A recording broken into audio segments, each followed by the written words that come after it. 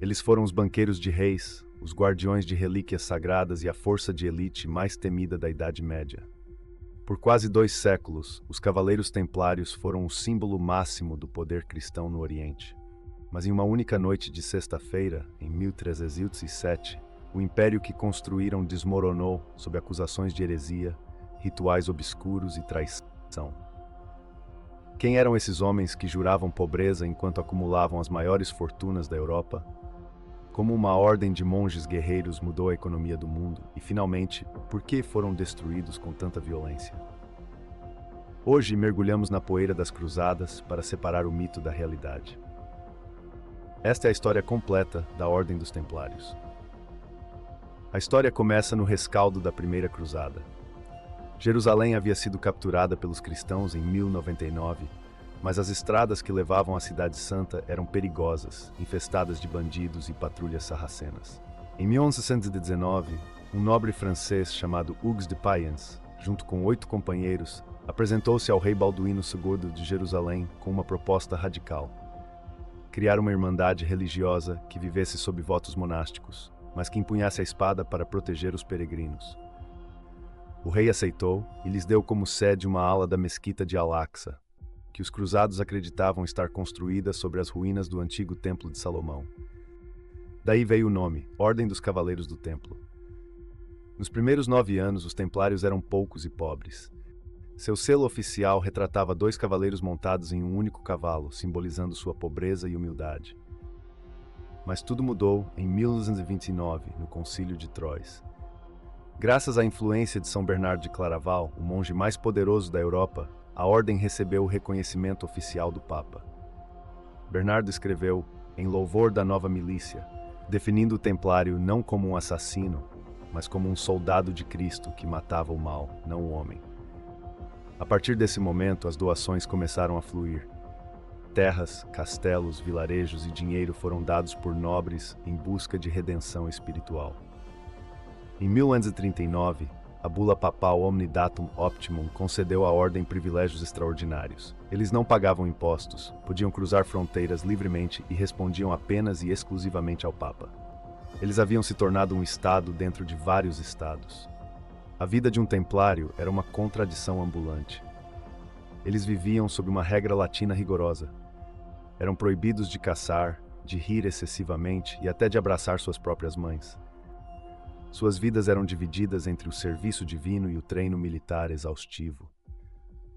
No campo de batalha, eram a força de intervenção rápida da cristandade. Enquanto outros exércitos cruzados eram compostos por mercenários e nobres indisciplinados, os templários eram profissionais.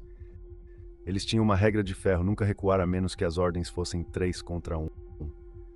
O estandarte da ordem, o Belciant, metade branco e metade preto, era o farol que guiava as cargas de cavalaria. Onde o Belciant avançava, o inimigo tremia. Eles foram decisivos em batalhas como Montgisard, onde 500 cavaleiros ajudaram a derrotar o exército de 26.000 homens de Saladino. Mas os templários não eram apenas guerreiros. Onde sua força militar era impressionante, sua engenhosidade financeira era revolucionária. Como possuíam castelos espalhados da Inglaterra até o Egito, eles criaram o primeiro sistema bancário internacional. Um peregrino podia depositar ouro em Londres e receber uma carta de crédito, criptografada, para levantar o valor em Jerusalém. Isso protegia o dinheiro de roubos nas estradas e rendia à ordem taxas imensas. Eles financiaram guerras, construíram catedrais e tornaram-se os principais credores das monarquias europeias. Ironicamente, foi essa riqueza, e não a derrota militar, que selaria seu destino. Em 1291, a cidade de Acre, o último reduto cristão na Terra Santa, caiu diante dos mamelucos. Os templários lutaram até o último homem nas muralhas, mas a derrota foi definitiva.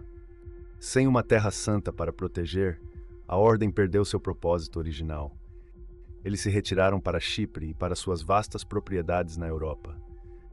Nesse período, o reino da França era governado por Philippe IV o Belo. Filipe estava falido devido às suas guerras com a Inglaterra e devia uma fortuna astronômica aos templários. Ele tentou se fundir à ordem para controlá-la, mas o grão-mestre, Jacques de Molay, recusou. Humilhado e ganancioso, Filipe traçou um plano sinistro para destruir a ordem e confiscar seus bens. Na madrugada de sexta-feira, 13 de outubro de 1307, oficiais reais abriram ordens seladas em toda a França. Todos os templários foram presos simultaneamente sob acusações de heresia, blasfêmia, negação de Cristo e rituais obscuros que envolviam cuspir na cruz e adorar uma cabeça misteriosa chamada Baphomet. A tortura foi usada para extrair confissões. Sob o ferro em brasa, cavaleiros endurecidos pela guerra confessaram os crimes mais absurdos. O Papa Clemente XII, um homem fraco sob influência direta do rei francês, ficou chocado, mas inicialmente tentou proteger a ordem. No entanto, a pressão política foi insuportável. Em 1312, no Concílio de Vienne, a Ordem dos Templários foi oficialmente dissolvida. Suas propriedades foram teoricamente transferidas para a Ordem dos Hospitalários, mas grande parte do tesouro simplesmente desapareceu, ou foi absorvida pela coroa francesa. O ato final ocorreu em 18 de março de 1314. O último grão-mestre, Jacques de Molay, após anos na prisão, foi levado a uma pequena ilha no rio Sena para ser queimado vivo como um relapso. Enquanto as chamas subiam, diz a lenda que de Molay lançou uma maldição terrível. Ele convocou o Papa Clemente de Fis e o rei Filipe a comparecerem perante o Tribunal de Deus dentro de um ano. Clemente Fis morreu 33 dias depois.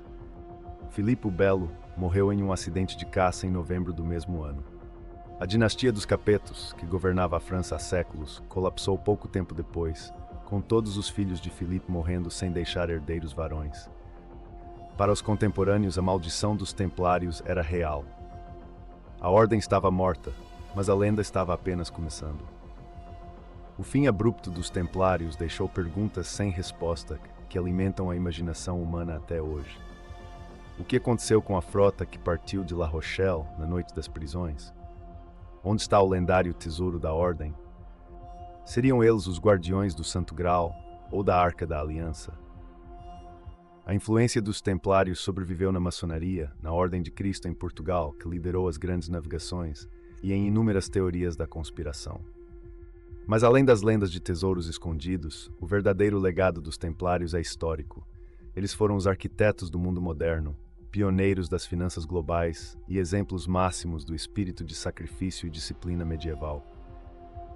Hoje, suas ruínas e igrejas circulares permanecem como cicatrizes de um tempo em que fé e espada eram uma só coisa.